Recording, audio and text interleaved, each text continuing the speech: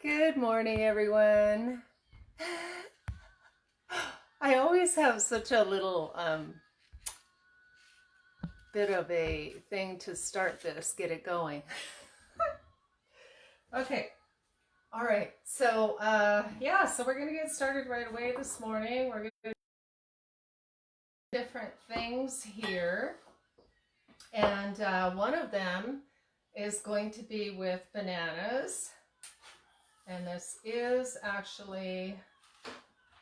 I have a couple bananas here that I actually put in my purse for the day yesterday, and so they got a little beat up, just a little. But anyway, they're still good. They're brand new. They don't like riding around in purses. So we're gonna save them and put them into this cute little recipe that's so super simple. So you're taking your bananas and you're just going to basically squish them up with a fork like this. You guys can see what I'm doing. I'll move my tomatoes over, move my carrots over so you can see better. And this is a super simple recipe. It's just like a snack, really good, easy snack. Good morning. Hey, Jane, good morning. So it's a super easy, simple snack, and just thought I would share this with you. And then we're going to go on to fermenting tomatoes and carrots and sharing some other stuff with you. So you put real simple, put the bananas there. We're going to add a little bit of cinnamon to them, which is really good. I missed you guys yesterday. I wasn't on here yesterday. Every once in a while, life kind of, you have to do something else Monday to Friday. Like to do the Facebook Live every single day, Monday to Friday, is super fun. But every once in a while, I'm called to do something else. Anyway, we're going to add a little bit of cinnamon here. It's to taste. This is 2 bananas, so that's like a quarter teaspoon of cinnamon. We're going to add this. We're going to add just a little hint of vanilla. Tiny, tiny little bit here. Okay, just give it that sort of, vanilla caramely flavor. And I am going to add a little bit of ginger to it as well. Just a little, because, the ginger's pretty strong. So I'd say, like, for 2 bananas, probably 1/8 of a teaspoon is enough. It depends how much you like ginger. And of course, your ginger is really, really good for your circulation. It's antifungal, antiviral, all that kind of stuff. And the cinnamon is even more antifungal, antiviral. Hey, good morning. Yes, so it's really super yummy. So you're just going to mix all this around, and we can do a few variations with this. So it all depends on how much you like bananas, and of course everybody knows they're full of potassium and all kinds of really great things, fiber and all that stuff. So you can just mix it all around, simple as that. And and I will give it a little taste, and then you can add things like it depends if you want to sprinkle it on top or if you want to mix it in. So I'm going to do it 2 different ways. I'm going to use my little cinnamon spoon here and just have a little taste to see if I need to add anything. So most of the time I don't taste things, because a lot of times when I taste things and then I start talking right away, it kind of chokes me up a bit. But I'm going to try it for you anyway. That is very good. Okay, so yeah, that's awesome. Really good. So you could have it just like this.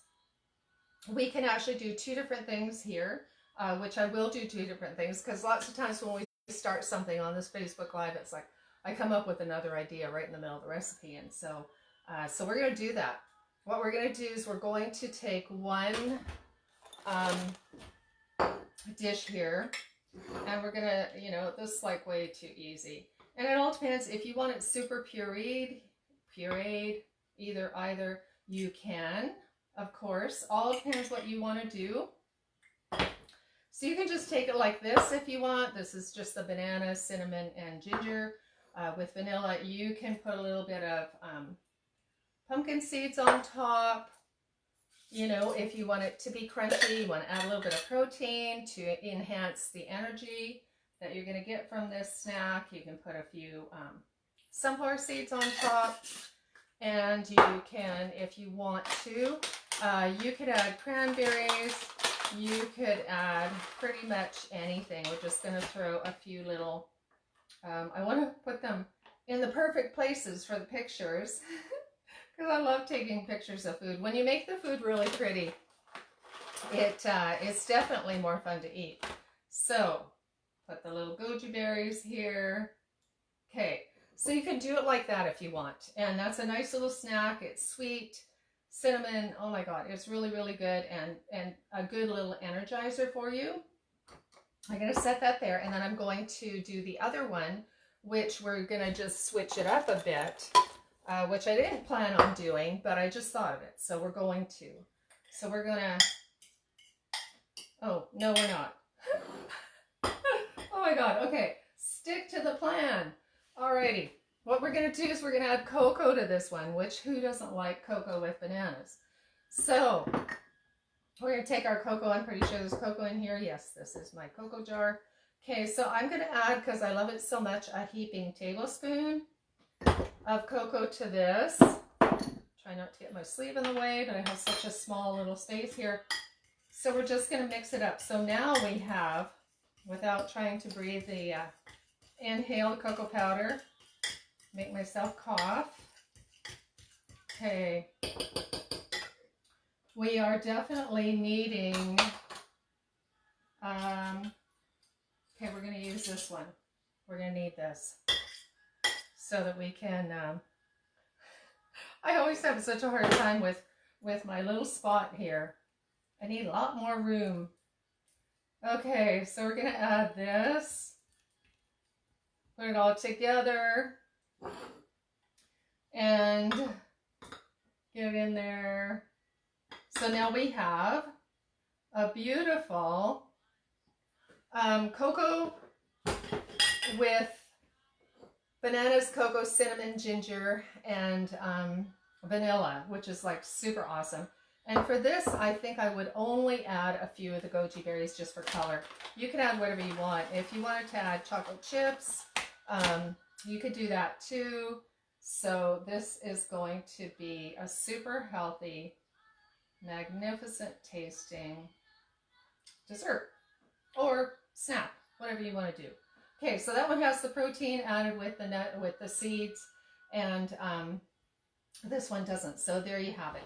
So now we're going to move on to the next thing. And hey, everybody else, what is it called? What's it called? What do we call it, you guys? I always depend on you guys to help me out with that. Oh, let's see. I'll think about it. Or if you think about it, let me know. We're going to call it a banana energizer. How's that? Because that one's a real energizer. This one's just a fun treat. Okay, oh, okay, keep me focused. Focus. Okay, back on to the next recipe. Don't be chopping up these. So used to chopping up the carrots into stir fries and soups and stuff, but that's not what we're doing. So I better be careful and stay on track here. Okay, so what we're going to do is I have these new lids, which I have here to show you, and I apologize for everything kind of being backwards, but these are the Brillanti Easy Grip lids, and so these are the new ones that I just got for fermenting, and it's kind of cool because I have not used these before. What I have used is I've used, you know, if you don't have anything else, hey Darlene, good morning. Nice to see you. So if you don't have anything, you can simply put I'll start putting it together and then we can talk as I go. We're going to ferment these carrots. And I think I will just make them a little bit thinner, some of them. Because if you took the carrot out of the jar that size, that probably would not be, you know, optimal carrot pickle size. So, yeah, so anyway, so back to the fermenting lids. If you don't have anything else, then you can just simply put a paper towel or a clean cotton cloth over the jar, put elastic around it, and leave it to ferment that way. So if you don't have anything else, you could use a coffee filter also if you wanted to. But I have been, I'm pretty happy that I've been asked by a couple of companies to share their lids and how they work, and to see what I like the best. And so the other ones here, maybe I made these too short, but that's okay. I mean, how much of a pickled carrot do you want to eat at a time? So anyway, okay, so so I started out with these guys, and they have the airlock. It's kind of like when you're making meat or wine or something like that. The water goes in here, and it allows the air bubbles from the fermentation to be released, but it stops the any dust or bugs or anything to go in. So you could use that one, and I started out with that, and it's pretty good. Yeah, it's pretty good. That's a perfect pickler. And then I went to, I should keep cutting carrots while I'm talking. Okay, I'm gonna go like this, because all depends on the size that you want to pull out of the jar, just like a pickle, you know, how big do you want it? So these are raw fermented, and the reason that we're fermenting is because it provides the probiotic beneficial bacteria, and it's that lactic acid that, you know, when it starts to ferment. Hey Terry, hi, good morning, so nice to see you here. So when you're fermenting, the benefits are like through the roof, so important for your immune system. Provides the beneficial bacteria. Your gut health, like the gut biome in your intestine, runs everything. You know, they've been using raw fermented vegetables, and you know, you can do the fermented drinks as well. They've been using all that in studies for people with autism, for people with Alzheimer's, and they're seeing and depression, and they're seeing big benefits in just people feeling better overall, right? Because you've got that beneficial bacteria. So I'm telling you guys that you really need to, if you haven't done this, and I know this is really painful watching me cut these carrots up. I am not a professional cook. I am a certified herbalist and natural health consultant, and this Facebook Live is all about sharing ways to eat healthy food, and these are just my ways. It's definitely not professional at all. It's just really fun, healthy meals. I do have some really good videos that are a little more professional on my YouTube channel if you want to check it out. There's a couple hundred there. But anyways, so the fermentation is just so vitally important for our immune system. And our immune system is everything, especially nowadays, right? Right now, you know, you better be working with your immune system. I'm going to leave that one whole. Because we could be up against some pretty heavy-duty health challenges this winter. So you want to make sure that your, I didn't trim that one well enough. You want to make sure that your immune system is functioning as optimally as possible. Did I say that right? Something tripped up there. Okay, so anyway, on to the next lid. So this one here's the perfect pickler. This one here, I can't remember where I got it, but it's a 2-piece, and you can see it has like the little, you know, the little nipple there with a hole in it to, again, release the lactic acid, because it's the lactic acid that bubbles as it ferments, and it has to release those gases. So you can't put a solid lid on. You have to have something that breathes. So, and these are super cool. I really like them, but when I went to order and refer them to somebody else, they're gone off the internet, like impossible to find. You can't even see my old order in the order history. So so these are cool, but no longer available, which is the way, right? Apparently you can't even get canning lids right now, or at least in Port Alberni. So I got these, and these are like super awesome. I'm really impressed because they come with a little pump thing to actually vacuum the air out of the jar. And so the thing with fermenting, without knocking everything over here, the thing with fermenting, I might as well move that. I was going to use it until I decided to turn the recipe into 2 recipes. Yeah, the thing with fermenting is that the vegetable or whatever you're fermenting has to be underwater. It has to be, I'm going to use this one. Otherwise, if the vegetable or whatever you're fermenting comes above the water, the brine, which is the salt brine, then they will start to mold. So that's the whole thing. That's the whole key to making sure that nothing molds, is to make sure that it stays underneath the salt brine. So in a quart jar like this, I think this is a quart jar. I'm not going to use this one because it fell off my cutting board, and you have to make sure everything's clean, clean, clean. So yeah, so I don't want anything, any of the cocoa banana in there. So so the oh my god, I get so easily distracted.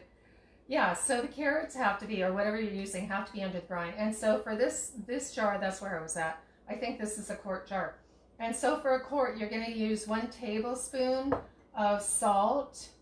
And I'm using a Himalayan sea salt. You don't want to use a regular iodized salt at all. You want to use a natural salt. And so you want to make sure that everything stays underneath that salt brine. Otherwise it will mold. Now the thing with the molds is you can have a good mold and a not great mold, but they will generally, like when you make raw sauerkraut or whatever, it gets a little scoby or a little slime on top, and if it's like a white filmy scoby, there's another name for it, and now it just flew right out of my head. And anyways, you get those. It's like a vinegar mother, or a kombucha mother, and so it'll grow over the top. So, but you want to, when you're fermenting, you really, if you can avoid doing that at all, it's even better, because then you don't have to worry about it turning into a different animal. And so when you're checking your ferments, and you should check them every day, especially the first 3 days, because they will start bubbling, and you want to make sure that everything isn't floating up and out of the water. So yeah, so the other thing is, after 3 days, keep checking it, and it depends. Like in the summer, you can ferment in as little as 3 days. It'll be fermented if it's hot. If it's cold, like now we're getting into the cooler seasons, it's going to take longer, so you need to keep checking. And in the case of sauerkraut, I mean, what I do when I check is I eat a little bit and go down under the water, and then eat a little bit, and so it makes it really nice because it just tastes so delicious. Now this is the saltwater brine with the Himalayan sea salt, and I see there's just a little on the bottom, so I'm going to try not to pour this all over myself. Give it a little shake. And so you're going to cover your ferment with the sea salt. These are these other lids, while I'm showing lids, that are they're a plastic lid with a rubber ring that you can get, and they're reusable for canning, like for water bath canning. So you just cover this, and if you're working with whatever you're working with as a food, train of thought. I ordered these too. So these, I've heard of these, and everybody was asking me to get some and see how they work. These are like crazy expensive. Like, that's all I'll be ordering is these 4. But if you have something like sauerkraut or something loose where they're floating to the top, it's a weight. It's a solid glass weight, and you just put it in there like that, and it holds everything down into the water. Pretty much depending on what you're doing. So, so these are really cool, but there's only 4, and they're super expensive. So, okay, so what I wanted to show you was these guys here, and this guy floated up. But you want to make sure that everything's covered in water, and they are floating up. Okay, so tuck it in there. Get in there. They're supposed to be staying down. Okay. So the idea with this is like a regular lid with the thing for the vacuum, because it's the air, right? It's the air getting in. It needs to breathe. The lactic acid that forms in the as it ferments needs to be released, right? The bubbles need to be released as it ferments, but you don't want air getting in. And so this here actually sucks the air out so that you have less of a chance of any air getting in. And especially in the case of, I was going to make sauerkraut again, but you guys have probably seen me do that a million times. But I might do it anyway because I make it every month, right? But especially if you're using sauerkraut and you're having a little bit, you're opening it all the time and using some, or in the case of the most fantastic fermented salsa that we made, like we're eating that all the time.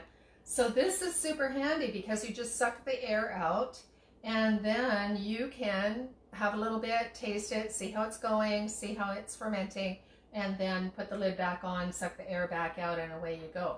So so this is super cool, and it's called a Brillianti. So that's yeah, I'm really loving this product because see if I can set it there, because you can keep checking it and then making sure, because when you're testing something like sauerkraut or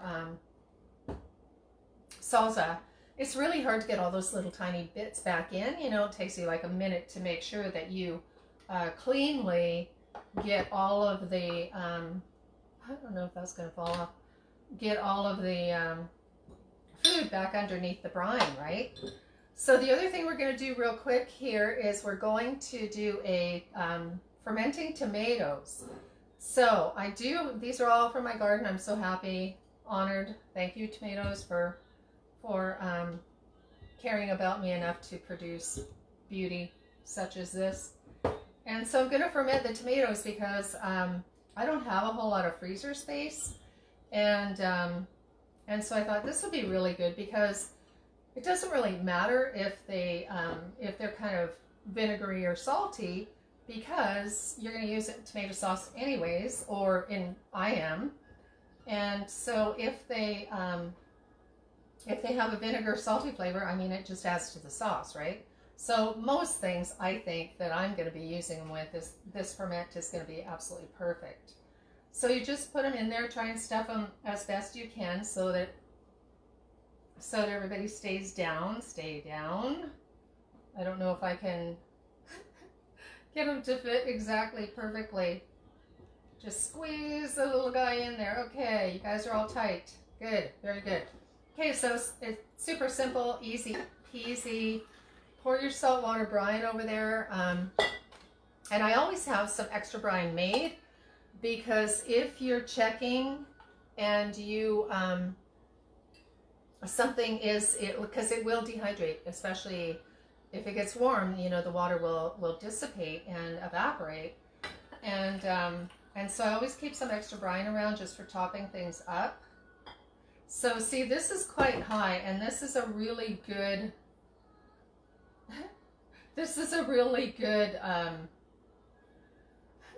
get in there. I don't want to break it open, but stay. Okay, you're coming out. You go into the next one. This is a really good reason to use these particular lids, because again, you can just, if they float to the top, you just suck that air out. So you can make sure it's on there tight and just suck that air out. So when you feel that suction, and so that is a super cool thing. And so that's the, oh, you know what? I was going to add some sugar to this, just because, now I get to suck it out again, because I read in a recipe that if you're fermenting tomatoes, because of the acid, and it's going to turn quite vinegary anyways, that you can add a bit of sugar. I don't normally add it to ferments, and I've never done this before, So I'm going to add like a level tablespoon of sugar to that as well, just because it's tomatoes. So we'll see. That's an experiment for me, and that's what this Facebook is for. It's so much fun experimenting with different things, right? Best for me to make the mistakes so that you guys don't have to. And it's fine because I don't really care. I'm not about perfection at all. I'm about having fun with good food. That's what we should call it. Having fun with good food. Okay, so that's these guys. Whoops, the little thing fell out. I think I'm really, really loving those. Okay, the next thing we're going to do, we were talking about doing a, I should put my lid on here, put this away. We're talking about doing another salad dressing, because I've had so many requests for salad dressings. And so, you know, super simple.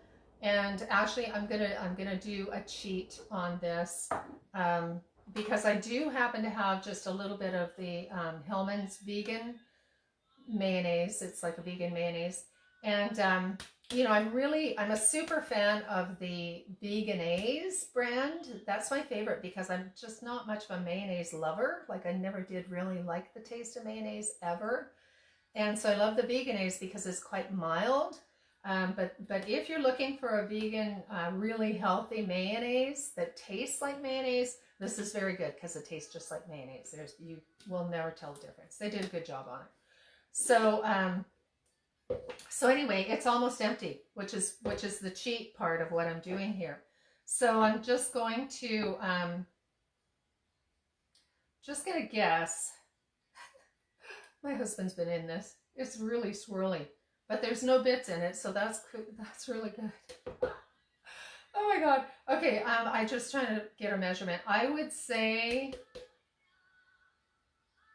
it's 1/3 of a cup. I'd say it's 1/3 of a cup left in there. Okay, so just so that you have a measurement. And I was telling you guys, I think on Monday, about making this Thousand Island dressing. We made a basic salad dressing on Monday that is my favorite. I call it basic. It's not really basic. It's like an immune building, you know, flu busting, fantastic formula. But anyways, it's a salad dressing. And then I was telling you guys about this. So what we're going to do, this is my homemade, it doesn't look like it, but it's my homemade relish that I made with cucumbers from the garden, actually from Kirsty Ellen at the old Orchard Farm. They were her cucumbers that are amazing, like the big ones. So I made this relish, and the reason that it's orange instead of green is that I used the coconut sugar with it to make the relish. So it turned it like this funny little, very rich looking, not funny looking, rich looking color for the relish. Anyways, like 1/3, I hope somebody's taken the recipe down, 1/3 of the mayonnaise, whatever you want to use. And I'm going to say 1/3, I'm going to use a sort of a level, heaping-ish level thing of relish. Okay, so this is just a super easy recipe of lid. Okay, super easy recipe, and that's just my way of doing it. It's do your own thing. Figure out what you like and what you don't like. This is our homemade apple cider vinegar that we made with apples and sugar and water, and 1/3 of a cup. So that was like a teaspoon. I'm gonna try and go for a tablespoon because this is quite strong. What was really cool when we made the apple cider vinegar was I've just started bottling it up and filtering it. You can see the mother floats in the bottom. Is the apple cider vinegar. Some of them came out mild vinegar taste, and some came moderate, and some are like super normal tasting apple cider vinegar, like very vinegar. And so it was really cool because we got like 3 different flavors of apple cider vinegar, which was like the nice to be able to have different varieties, right? Because sometimes, especially if you want to take it as a digestive, a lot of people take apple cider vinegar for their stomach and digestion. And so you could do the mild if you want to do it straight up rather than mixing with water. Anyway, I am going to add a little bit of Frank's hot sauce to this, just hardly any. I don't know if that's a normal thing to do, but it kind of appealed to me to do that. And just a little bit of garlic powder to it. Now, you could do all kinds of things. You could add, that's pretty thick, so I might add a little bit of water just so it will mix. I don't know. I'll try without it first. But you could add like mustard. You could add horseradish. You could add all kinds of things to the, to make this like a Thousand Island. And this is another thing that you can do for this particular recipe is like for if you were making, I do enjoy the odd Beyond Beef burger.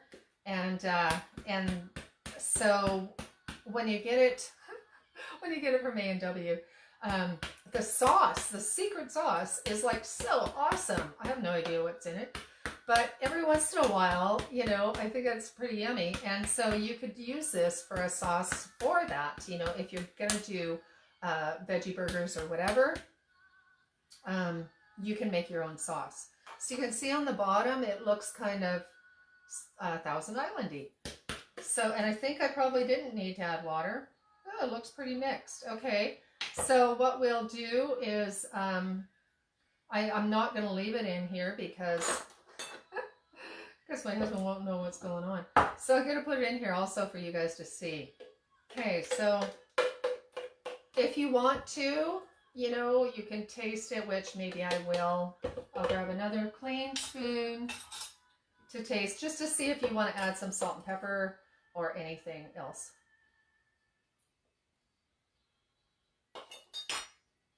I'm not a fan of Thousand Island dressing either, and it tastes just like it. Oh my God. Well, people have asked. When you ask, I try to, I try to offer it and figure it out and make it in the healthiest way possible. And so, you know what this needs? Sugar. So I try and make the recipe that you guys are sending me requests and comments and all that stuff, and try and make it as healthy as possible, with no fat or low fat or gluten-free or, plant-based or whatever.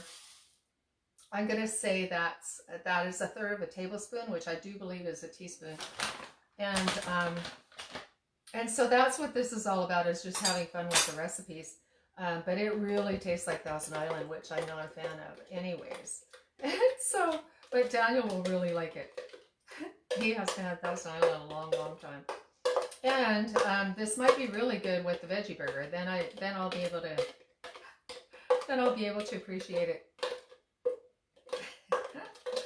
Too funny. Okay. All right. So this will probably have to sit for a little while because I can hear the little bits of sugar, and I got terribly distracted because what I was supposed to put in it was maple syrup. But sometimes it's okay. Sometimes it's okay to add a little bit of organic sugar. I don't very often. I usually, if you've watched I think it's up to 300 food videos. Yeah, it would be at least that. That's probably the second recipe with actual sugar. The only reason you really need it in a lot of my cooking is like if you're trying to make apple cider vinegar or something like that, or kombucha, those kinds of things. Okay, so I'll get this guy out of here, and I'll fool with the rest of that later. I don't want to bore you guys with all these funny little details, but you get the hang of the salad dressing. So yeah, actually it looks better. I don't know if I have the lid right here, but anyways, you can kind of tell from the bottom and the sides, it has the little chunk of the, so you can add extra if you want, if you want it more relishy, if you want it sweeter, if you want it more pickly, more vinegar, whatever it is that you want. But it's a super easy, simple recipe to be able to, use as either a salad dressing. If you wanted it, I mean, for me, if I was using it for a salad dressing, I'd add a lot more garlic because I just love the garlic. But you can make it sweeter. Like I said, you could add mustard to it for that taste. You could actually add ketchup to it. I think that some of the Thousand Island dressing recipes out there have ketchup as well. And so, yeah, so play around with that and just get a feel for whatever it is that turns you on. So we're going to do some more recipes like that tomorrow.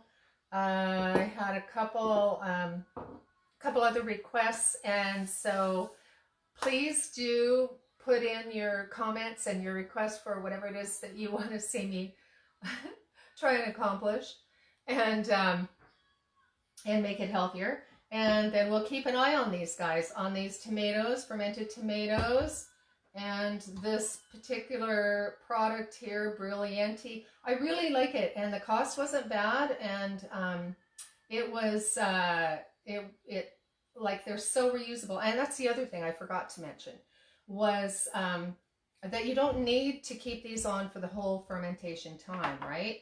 So you're just keeping them on until it's fermented to the point where you like it. So in the case of, depending on what it is, right? If you, oh, I completely forgot to do something with these carrots. I'm so easily distracted. These are grape leaves here. And so you can put them in, and if you use either grape leaves or horseradish leaves, they have tannins in them, and so they help to keep firmness to the carrots or whatever, or pickles or whatever it is, cucumbers that you're fermenting.